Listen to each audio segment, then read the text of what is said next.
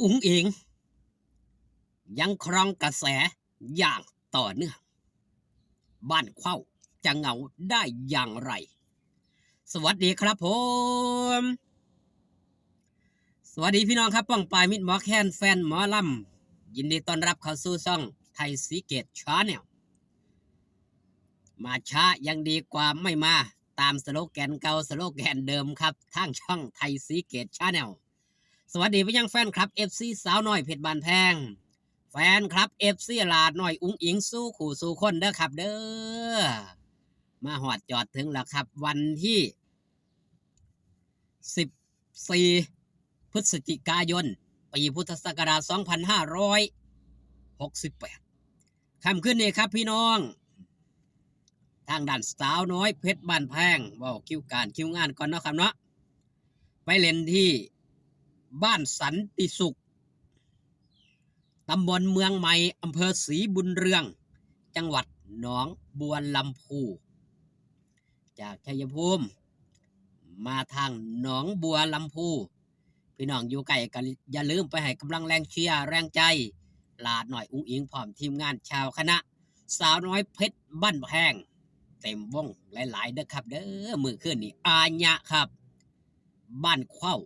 จะเหงาได้อย่างไรลาหน่อยอุ้งเองยังคล่องฟีดยังคล่องความแห้งอย่างต่อเนื่องยังมาไล่ครับพี่น้อง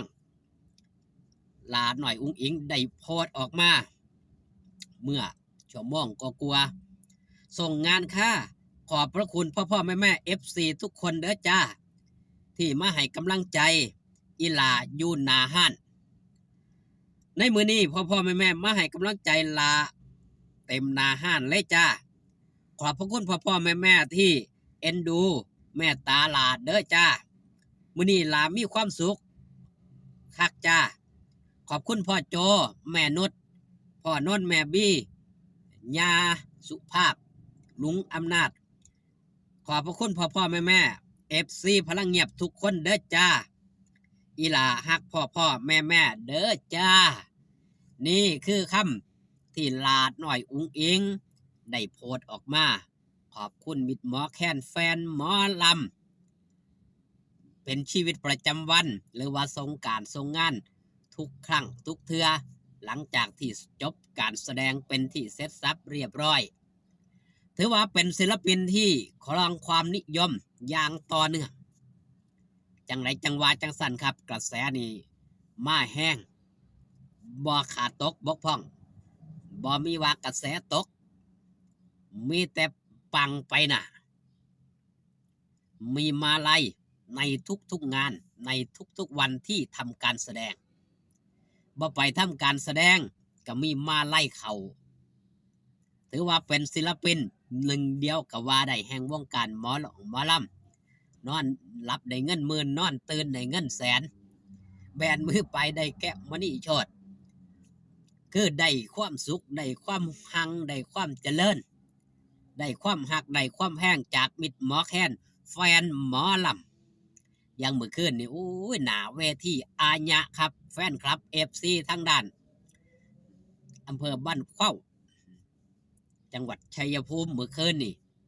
หลังจากที่เพิ่นเก็บกดผู้ลังคนเพิ่นเดินทางพี่ได้ครับมาจากจตุรัสเพราะว่ายังครับจตุรัสบ่ได้เล่นเนาะเนื่องจากพายุฝนกระนำกันเลยนำมาพี่ครับนำมาบ้านเข้างานฟรีเช่นเดียวกันถือว่าหลานหน่อยอุ้งอิงสาวหน่อยเพชรบานแพงในช่วงนี้ก็ยังคล้องความนิยมชมชอบหรือว่าคลองฟีดทุกแพลตฟอร์มก็ว่าได้ไม่ว่าจะเป็นแอปฟ้าแอปดำแอปแดงลาหน่อยอุ้งอิงเข้าไปอยู่ทุกแพลตฟอร์มไปมองได้ครับพี่น้องป้องไปก็ให้การต้อนรับไปมองได้พี่น้องป้องไปก็ให้ความหักความแพงถามหอดจอดถึงมีของฝากของต้อนเต็มไหมเต็มมือถือว่าลาหน่อยอุ้งอิงผู้นี้ครับได้เข้ามาองค์กรสาวน้อยเพชรบานแพงเข้ามาเปลี่ยนแปลงสาวน้อยเพชรบานแพงอย่างแท้จริงจากที่วงหมอลำบ่เคยหับเด็กน้อย กลายเป็นเด็กน้อยณปัจจุบันตั้งแต่หลาน้อยอุ้งอิงเข้ามานี่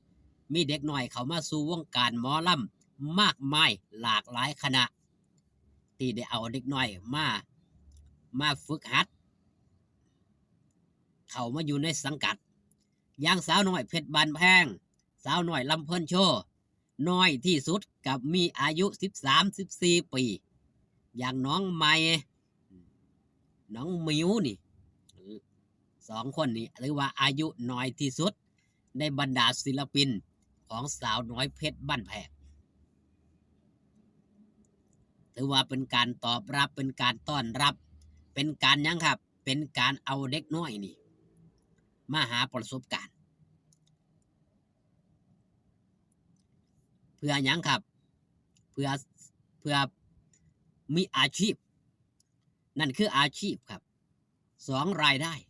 ไปเลี้ยงจุนเจือครอบครัวนั่นเองหลายคนเข้ามาตั้งปณิธานเดียวกันมีความหักความแพงมีจุดประสงค์เดียวกันนั่นคือหาเลี้ยงครอบครัวที่เข้ามาเพราะยังครับเพราะความจนทั้งนั้นหมอลำบ่มีไผรวยมาตั้งแต่ต้น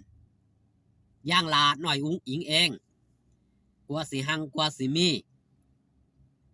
ต้องปากกัดตีนทีบต้องทนคำดูถูกทนคำดูแคลนต่างๆนานาจนชีวิตเข้ามาสู่วงการหมอลำนี่ล่ะได้เป็นดาราได้เป็นศิลปินในตนในโตคนเดียวกันใช้เวลาบ่ด่วนบ่นานลาน้อยอุ้งอิงถือว่าเป็นผู้บุกเบิกให้กับหลายๆผู้หลายๆคนในองค์กรสาวน้อยเพชรบ้านแพงนี่ได้เป็นดาราได้เป็นดาวตอนนี้ถือว่าเป็นดาวบางคนก็จะลัดแสงแวววาวขึ้นมาแน่แล้วบางคนก็ยังทันมีแสงแวววับพอจับตา